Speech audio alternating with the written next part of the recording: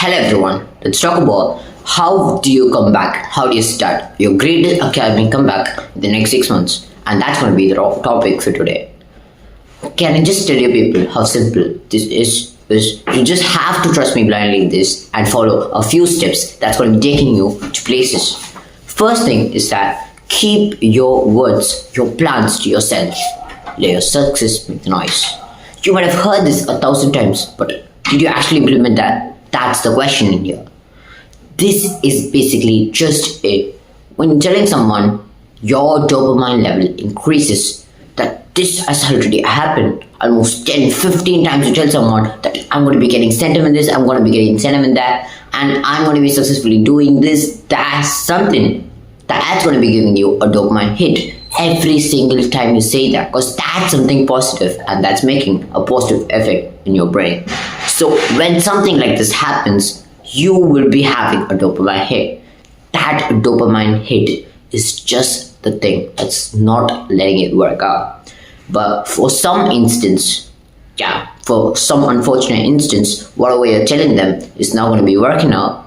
This is going to be a huge disgrace for the person who's been bragging about it all this while. The person who has been talking about something that's not going to be happening, which is not possible enough all of a sudden that it did not happen. That is exactly what the people will think about you. So if you are staying silent, you let it happen, it's positive. Let it not happen, it's neutral, and nothing's negative in there. Talking about negative, you have to avoid the negative people in your life. Avoiding these negative people is going to be taking you to places, people who actually do not set your vibe.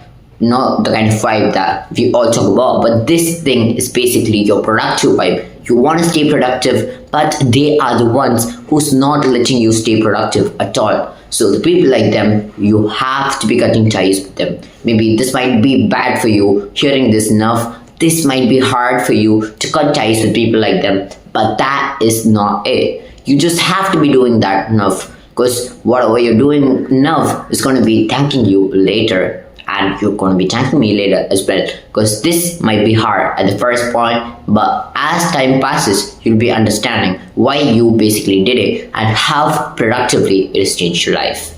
It is just the way it is. And the third one, you don't have time to study during the morning hours. I mean, like after school hours, you just get 2 to 3 hours of time, which is not enough. If you think this way, you just got your productive mornings. Your early mornings, 4:30, 5 is the best time for you to study, because that period of time is when there's nobody to distract you. There's nobody awake. Not a single soul is up with you. It's just you and the books. And that's exactly what is going to be taking you to a productive focus.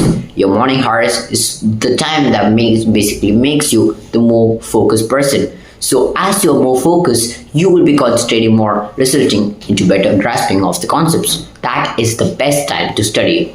That is just the golden art of studies. And that's how I'll say these are just the small 3 things that you can do to change your life entirely. These 3 things is going to be taking you to places. This might be hard to do at first, but these are the 3 most practical ways that you can improve yourself, become a better person, and give the best academic comeback in the next 6 months.